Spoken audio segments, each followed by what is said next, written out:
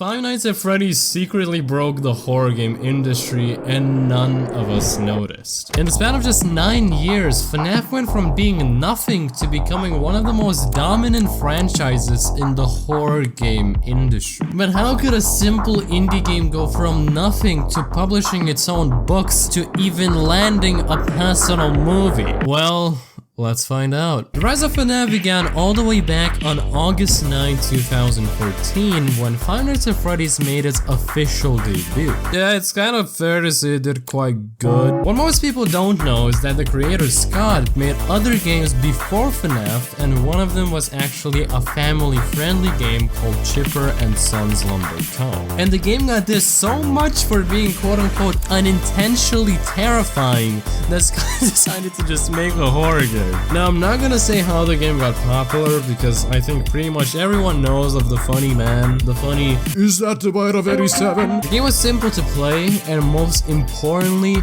it brought new horror into the genre. Such innovative horror that 7 years later, fans began to make terrifying videos, which I will talk about at the end of this video. All horror games follow this simple, boring concept. You walk to the nearest store, somehow spawn in the goddamn woods, and get chased by some tall homeless man. The real horror is trying to learn Blender for the first time. Five Nights at Freddy's poses a completely new aspect to the, at that time, horror industry. Instead of having the ability to run and hide, you have legit zero movement and you have practically no idea where any of the animatronics are. While you can check the cameras, you still have no idea where the hell everyone is roaming, so you have to multitask and mash buttons like a goddamn idiot.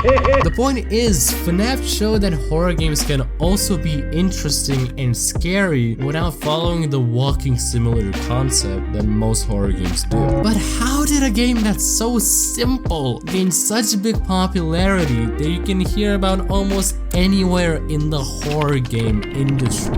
There you are, pretty bunny thing. 2014 was a special and important year for FNAF. The game was played by PewDiePie and Markiplier, which is the most top-notch marketing that an indie game can ever get. Let me ask you one simple question. What other person is so important to FNAF from the YouTube landscape? It's not Schlatt, it's MatPat. The game's lore is absolutely amazing. Think about it like this, the game gives you small hints about the lore and story of the franchise, and it keeps on updating as a new game gets released. But what makes the story of the game so interesting? I am not telling you about the FNAF lore in a single 8-minute video. The lore is longer than the Old Testament. The lore is so goddamn long. It is incredibly confusing, and this is coming from the person that is a FNAF fan. Look, I understand why it works though. It is logical to make the story complex because the whole point of horror stories is for you to uncover the story slowly, so you actually get that sort of achievement feeling, which makes you invested more into that franchise. The reason why I like the FNAF lore and ultimately the FNAF series in general, it's not because of cheat, it's because the game is simply made out of brilliant gaming circumstances. It's easy to play, it has good lore, and the fans love it.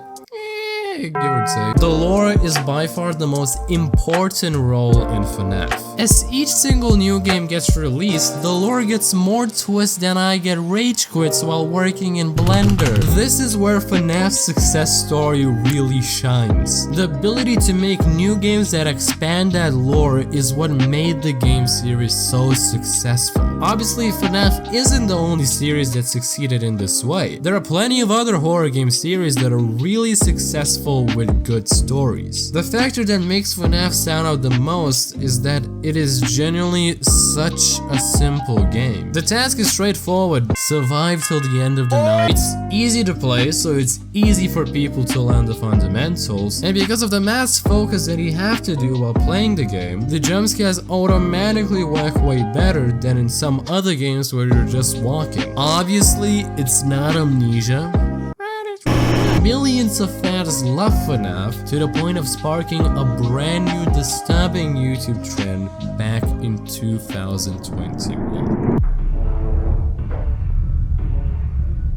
the game's fans began to create disturbing YouTube videos of FNAF characters that got the title of FNAF VHS tapes. Most of these tapes try to follow the FNAF lore, and some of them just don't. The point is, these tapes make FNAF even more unbelievably frightening. Just try watching a few of these clips and you will see what I mean. And don't you dare scroll to the comment section to avoid jumpscares. These tapes fall into the analog horror category, which explains why all of them look like the recordings pulled off of that Outlast camcorder. To pinpoint what makes these tapes so frightening is like trying to reason with someone on League. The main thing that I feel like makes these videos so terrifying is the factor that the low video quality gives that feeling of being a genuine lost recording that makes everything seem real. And mix that with the terrifying images that you see during these tapes and the psychological horror and uncertainty that goes into them, and you get the result of being literal PTSD material. Speaking of real, the FNAF franchise has a VR game version of the core FNAF games, and it is probably the most terrifying thing that I've ever seen,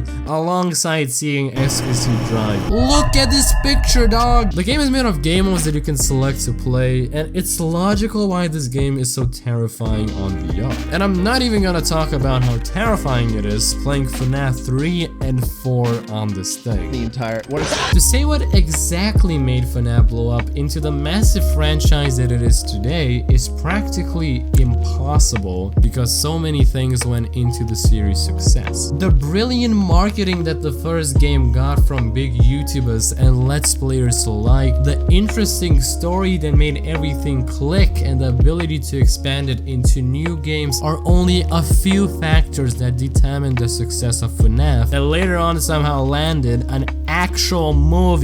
I still cannot believe that. It would be stupid to say that PewDiePie and especially Markiplier aren't responsible for the series' success, because they are. 100 million views on a video of a guy playing the game is amazing marketing. Just think how everything would have turned around if Markiplier decided to make, I don't know, another You Laugh You Lose video. FNAF proved that you don't even need movement to make a game that is actually scary and, most importantly, immersive. The factor that FNAF started off as a simple indie game and went to become one of the most known horror games in history is something that more horror game creators should definitely study. But once you found out about FNAF's crazy growth, there's still one huge question left. And you can find out more about it by subscribing and enjoying this video too.